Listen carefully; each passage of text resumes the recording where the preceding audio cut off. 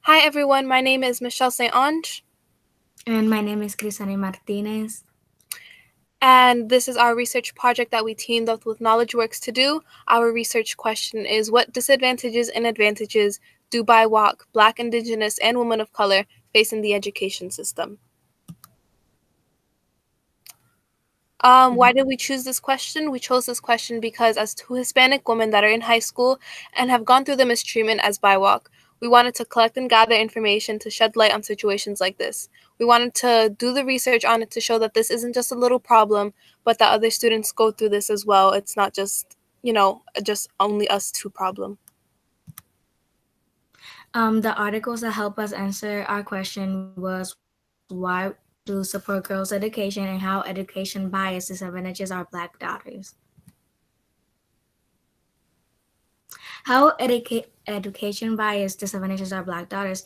In this article, a young woman of color talked about her experience in seventh grade. She explained how she was being put down because her teachers didn't think she was smart enough for advanced classes, even though she understood the work.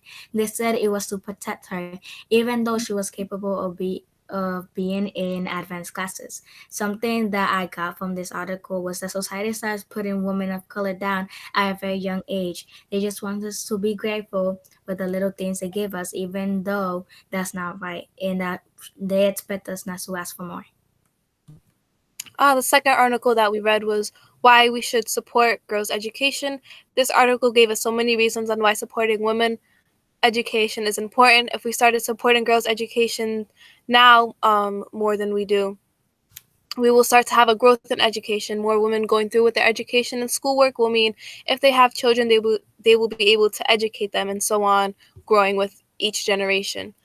Another reason why it's important to support girls' education is because if we do that, an increase of involvement in the political process, educated women are more likely to participate in political discussions, meetings, and decision making, which in turn promotes a more representative, efficient government. And this is great because this means we'll get more women into these higher political stances, and it'll encourage even more younger women to want to grow up and finish their education for that. This is an example on why educating women is so important, because they would have a better future and more knowledge on what's safe and what's not. We have created a survey for us to do our collect our data. We created a survey to send to med students and high school students that live in Providence County. We got 21 responses from public school, where 11, and from private school we have 3, and from charter school we had 7 responses. With our survey results, we noticed that students who go to the Met or other charter schools, they feel like they get treated fairly and there are no miscommunications with their teachers or school staff. With public schools, though, we noticed that a lot of students had gone through microaggressions and uncomfortable situations with their teachers and school staff. Some students in public schools said that they were invisible, overlooked, or they felt like they were nothing. Other students that go to the Met or charter schools often said that they felt neutral in their school. They were treated like any other student. There was no difference in communication or anything. Most of them noticed the different treatment around ages from 10 to 15 in middle school and entering high school, of how teachers treated them or how teachers have treated them in the past. Some disadvantages and negatives that BIWOC students have faced in school, and these are answers directly from our survey, from the people who answered our survey. These are directly what they're saying. Most of these are from public schools. The first student said, I feel less is expected of me from teachers as a result of the way that I look, which is extremely demotivating. This also might be more of an internal problem, but I feel like for the most part, because I haven't been enrolled in higher level classes throughout my high school career, I do not feel too much at a disadvantage from kids at the same level as me. Another student said, being confused with other students, thinking that I don't know how to do something, slash being condescending, talking about how the teachers treat her or them. Another student said that poor treatment from faculty and missed chances and opportunities.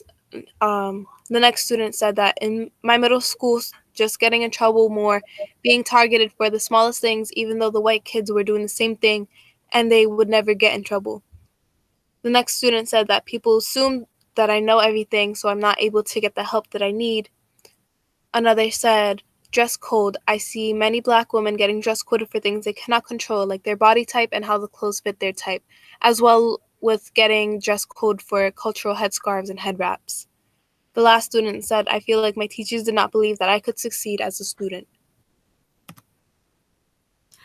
We got some advantages and positive that BIWOC students have faced, and these are also answers from the survey. Some 17 students out of 21 feel comfortable in their school, 17 out of 21 feel represented by staff in their school, and 16 out of 21 feel uplifted and motivated by their teachers. One student said that the teachers at the Met are amazing, they never judge you, and the first time I really talked to my advisor, she asked for my name, pronouns, and she was also very open about her support for the LGBTQ plus community and support for the POC community, which I think is great.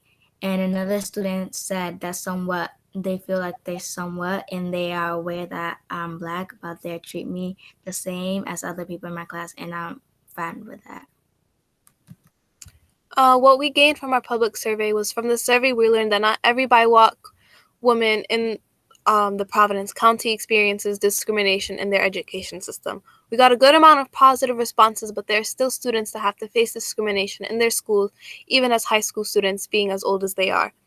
It's still a huge problem, and we were really happy to see all the positive responses, but they should have all been positive responses from the beginning.